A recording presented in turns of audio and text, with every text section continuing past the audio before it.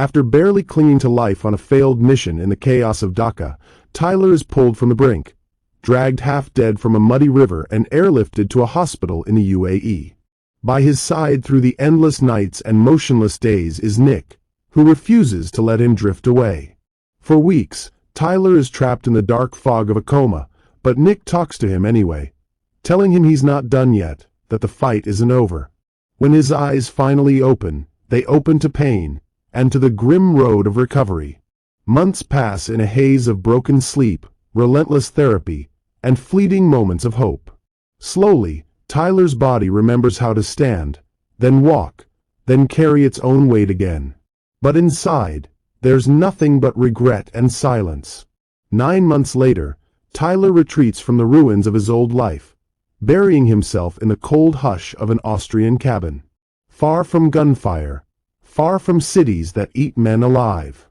Nick and her brother Yez leave him there with the simple wish: heal, if not for himself, then for whatever's left of his soul. But peace doesn't last long for men like Tyler. One cold evening, a stranger, Alcott, shows up at his door. He doesn't knock so much as test whether Tyler still has a pulse worth paying for. Alcott offers him an impossible ask: rescue a woman named Ketavan, the sister of Tyler's ex-wife, and her 2 children from the grip of a brutal Georgian crime clan. Ketavan's husband, David, once ruled the streets with his brother Zurab, running drugs, guns, and fear like an empire. When David killed an undercover agent, he found himself locked away. But even prison walls couldn't stop his cruelty. To keep Ketavan chained to him, David forced her and their children to live with him behind bars. There, abuse and lies became the bars within the bars, until Ketavan, desperate to save her son and daughter, reached out for the only help left: family she hadn't spoken to in years. Tyler tries to say no. He tells himself he's done with saving people who don't want to be saved. But when he learns Ketavan's children are trapped too, when he sees their faces in a faded photo, he knows he can't look away. He won't let more innocent lives drown while he hides in the snow. He calls Nick and Yaz, the only people left who still pick up when he calls. They plan, bribe a guard, and slip into the prison under the cover of a brewing riot. Inside, everything goes to hell fast. David sees them coming and unleashes the prisoners like a pack of wolves. Tyler sends the kids ahead with Nick, but stays behind with Ketavan to face David head-on. When the knives come out, David doesn't leave alive. Outside, Zurab's fury is instant. An army of loyal soldiers chases them through back roads and warehouses until they barely scramble onto an armored train roaring through the dark. Helicopters slash the sky. Bullets spark off metal. Nick fights to keep the engine alive while Tyler shields Ketavan and her terrified kids. The train, all brakes burned out, crashes at the end of the line, but for once, they all survive. They flee by plane to Vienna, thinking they've slipped through the net. But trust is a fragile thing. Sandro, the boy who still sees his father as a hero, calls his uncle, betrayed by the lies David fed him. The trap snaps shut. In a safe house high above Vienna's skyline, the past crashes down on Tyler's team. Zurab's men hit them hard and fast. In the chaos, Sandro slips away, clinging to the uncle who promises him power and vengeance. Yaz runs after the boy, desperate to bring him home. Nick follows Yaz, and Tyler follows Nick, because he always will. On the rooftop, everything unravels. Nick nearly falls to her death, but Tyler clings to her even when a bullet shatters his hand.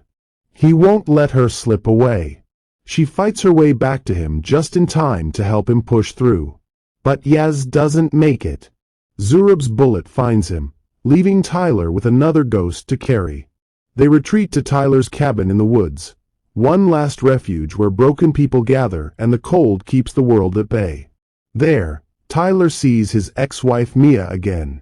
He breaks in front of her, telling her how sorry he is that when their own child needed him most, he ran toward gunfire instead of home. She forgives him in the only way she knows how, by telling him their boy died thinking his father was a hero, not a ghost who ran away. Zurab isn't done. His uncle of Tandil begs him to stop the bloodshed, to be the example his nephew needs, but Zurab is too far gone. He silences his uncle like he's silenced everyone else who got in his way. Tyler tries to leave Nick behind. He's lost too much to lose her too. But Nick has never listened to orders when they come from fear.